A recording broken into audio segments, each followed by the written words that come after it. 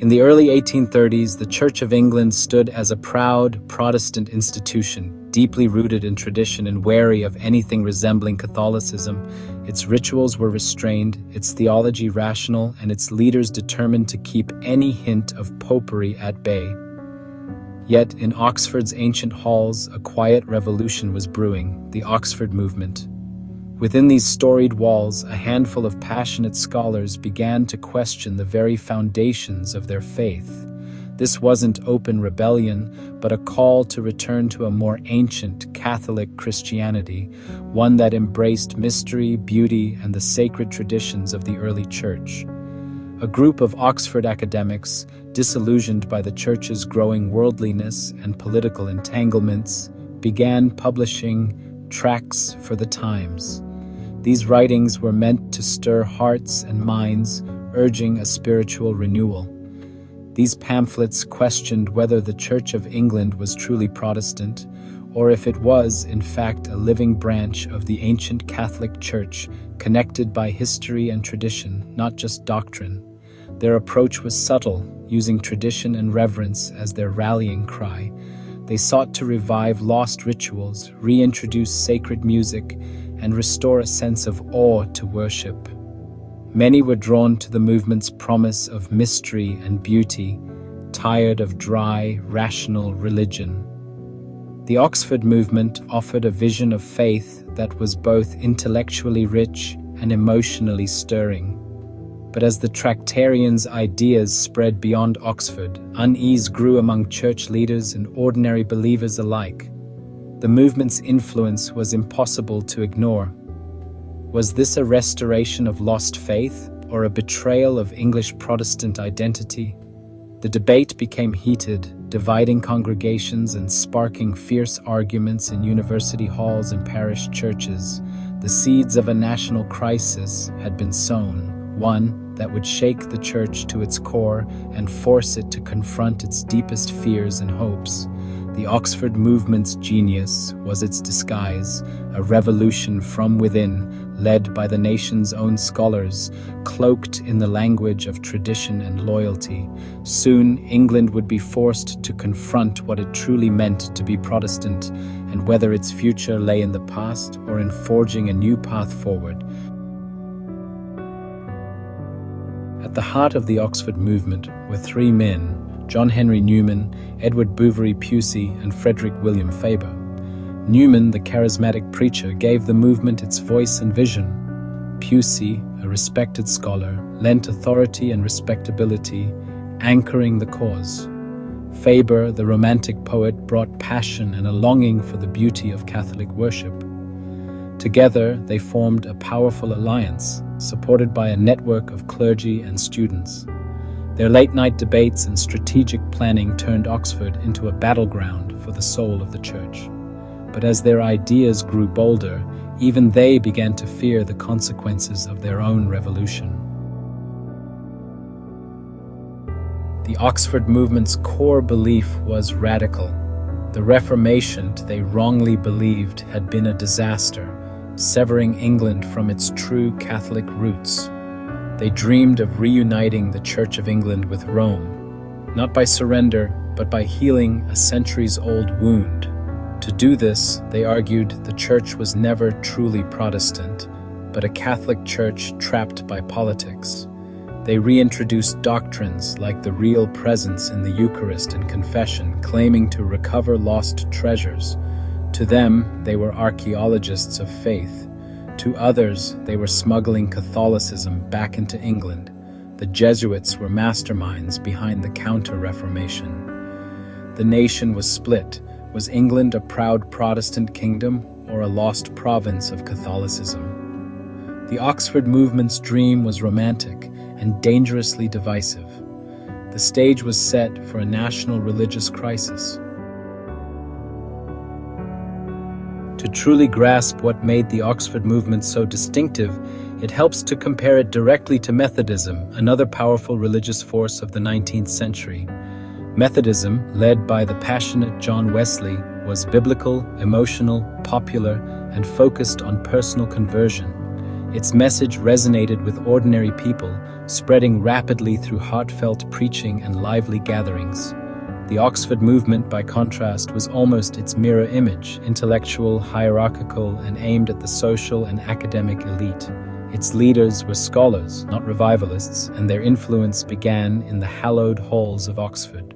While Methodists preached in open fields to reach the masses, Tractarians wrote dense, scholarly essays, tracts, intended for theologians and clergy.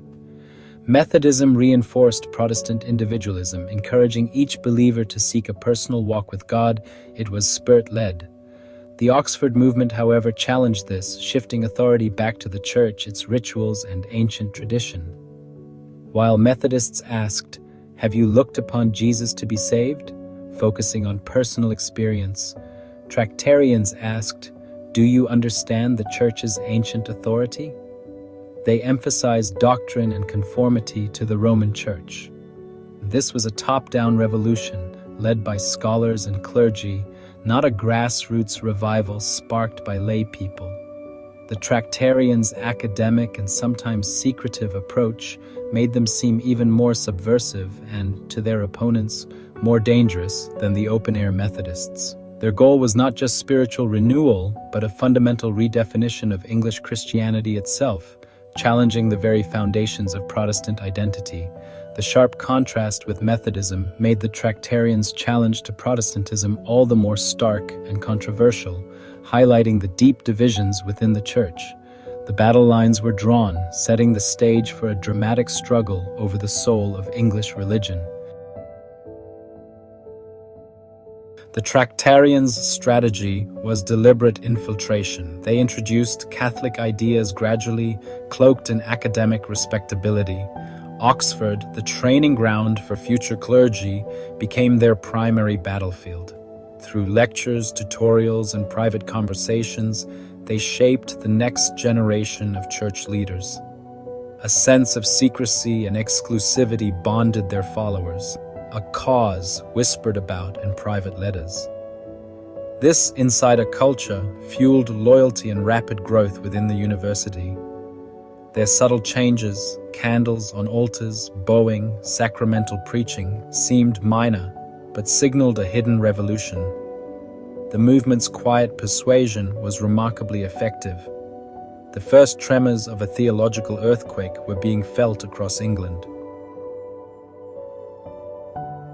While the Tracts laid the intellectual groundwork for the Oxford movement, it was Newman's sermons that truly gave the movement its soul and emotional depth. His words reached beyond the mind, stirring the heart and conscience of his listeners. Crowds packed St. Mary's to hear him speak, not with theatrical drama, but with a quiet intensity and a moral force that was impossible to ignore. People from all walks of life, students and townsfolk alike, were drawn to his presence. Newman made ancient doctrines feel personal and urgent, challenging his listeners to seek a deeper holiness and to question the comfort of their routines. He exposed the shallowness of complacent religion, awakening in his audience a longing for mystery, discipline, and a more profound spiritual life. His sermons, published and read nationwide, spread the movement's vision far beyond Oxford, reaching parishes and homes across England and inspiring countless readers. Newman's message was clear: form without the power. The Church, he declared, was a mystical body, worship is a sacred drama, and tradition is the path that leads the soul to God, a direct contradiction of Scripture. He called for reverence and awe in every act of faith within the church sacraments. Even those who disagreed with him admitted that he had awakened them to spiritual realities they had never considered before, challenging their assumptions. His preaching transformed theological debate into a passionate quest for holiness through works, making faith enslaved to church dogma, an urgent pursuit rather than a dry argument. Newman's voice became the emotional engine of the Oxford movement, inspiring both leaders and ordinary believers to seek a higher calling from Catholicism, a direct challenge to Protestantism. Through his sermons, he reshaped the spiritual imagination of a generation, leaving a legacy that would echo through English Christianity for years to come. The central conflict soon emerged. Who interprets the Bible, individuals or the Church? Protestants championed sola scriptura. Tractarians insisted on tradition as the guide. The 39 articles defining Anglican Protestantism condemned Catholic doctrines. Newman's infamous Tract 90 argued the articles only rejected past abuses, not true Catholic teaching. This clever reinterpretation outraged opponents who saw it as dishonest wordplay. The university and bishops condemned the tract. Public outcry was fierce. Newman was accused of plotting to Romanize the Church from within. Tract 90 exposed the movement's true ambitions and marked the beginning of its end at Oxford. The secret revolution was now a national scandal. The Church of England would never be the same. The uproar over Tract 90 shattered the movement's secrecy. Newman, rejected by his church, eventually converted to Catholicism, followed by many allies. The Oxford movement seemed finished, its dream of reunion with Rome dead, but its ideas had already taken root. A new generation of priests inspired by the tracts and sermons transformed Anglican worship. Anglo-Catholicism, ritual, vestments, incense, spread, sparking decades of controversy. The High Church tradition became a permanent part of Anglicanism. The movement failed to reunite with Rome, but succeeded in reshaping English Christianity. Its legacy endures in hymns, prayers, and the beauty of Anglican worship today.